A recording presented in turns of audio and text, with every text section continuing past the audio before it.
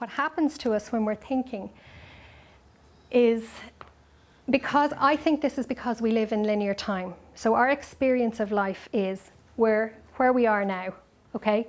Then stuff happens, time passes, in a few hours we're somewhere else. So we're used to living in linear time. We're used to living now and things happening and then something else, being somewhere else. Now, the problem with that is we get caught in our thinking. What happens to us is if we want to make change or progress in some way in our lives or get to somewhere else or create something else in our lives, what we do is we get stuck in number 1 and 2. We get stuck thinking about where we are and how we're going to get there before we even look at number 3. So for an example, just to make it real, somebody is unemployed, wants to be in a job, okay? So they're unhappy with the current situation.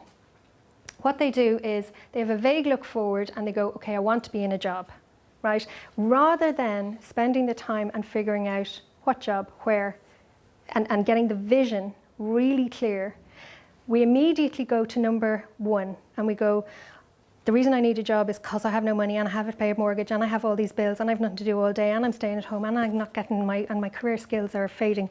And you see the way that all becomes circular thinking about everything we don't want about the current situation. That's what we do. We focus on everything we don't want, okay? So we get stuck in that. Now, even if we manage to get beyond that, the next thing we jump into is all the problems and difficulties about getting to where we want to go. So we're still not clear where we're going, but we're immediately into, actually, I don't know if I have the qualifications. I could start a business, but I have no money, and then I need a location, and then I don't know how to do this, and it goes around and around again. Does that make sense to everybody? Everybody relating to that? Yes, I like the smiles. We're all human beings, we all do this. Okay, so the problem with that is we are focused on what we don't want. And what we focus on and put our energy into is what we grow.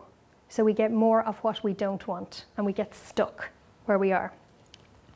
If we, on the other hand, paid attention to the vision first, if we got really, really clear about what we actually want, then numbers 2, getting from where we are now to where we want to be, becomes a series of logical steps.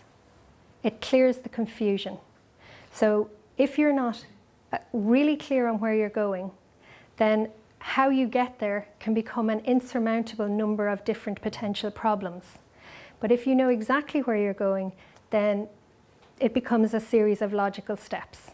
Now, I am not saying easy, okay? I'm not even saying that it makes it, easy and you'll definitely get there. What I'm saying is it's now possible to plan once you know where you're going from where you are. Does that make sense?